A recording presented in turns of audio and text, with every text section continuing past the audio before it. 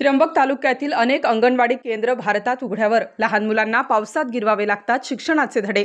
आदिवासींच्या शिक्षणाकडे आणि विकासाकडे शासनाचे जाणीवपूर्वक दुर्लक्ष। एल्गार कष्टकरी संघटनेच्या वतीने 15 जुलै 2025 रोजी त्र्यंबक नाशिक हायवेवर बेमुदत रास्ता रोको आंदोलन।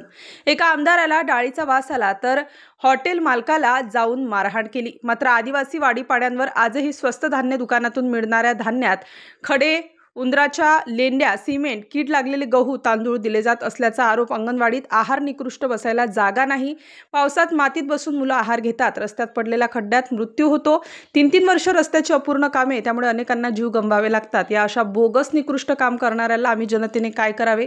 तुमच्याकडे सत्ता पद म्हणून तुम्ही ठोसे मारू शकता, सामान्य जनतेने कुणाकडे न्याय मागायचा, आम्ही कुणाला ठोसे मारायचे? या चिमुकल्या जीवांना असं ओल्या जागेत बसून या पद्धतीने अंगणवाडीचा आहार खावा लागतो। या चिमुकल्याने कोणाला ठोसे मारायचे? त्र्यंबक तालुक्यातील टाके देवगाव पैकी धाराची वाडी या ठिकाणी अंगणवाडीची इमारत नसल्याने दुसऱ्याच्या घराच्या ओट्यावर बसून अंगणवाडी केंद्र भरावे लागत असून या ठिकाणी पावसाळ्यात मुलांना या पद्धतीने आहार खाण्याची वेळ आली आहे। याला जबाबदार असणाऱ्याला कोण ठोसे मारणार?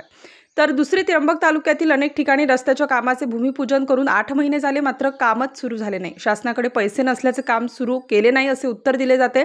याचा जाब विचारण्यासाठी एल्गार कष्टकरी संघटनेच्या वतीने 15 जुलै रोजी रास्ता रोको आंदोलन करत भीक मागो आंदोलन करणार असल्याचे एल्गार कष्टकरी संघटनेचे संस्थापक अध्यक्ष भगवान मधे यांनी सांगितले। स्टार न्यूजसाठी मोहसिन पठाण, नाशिक।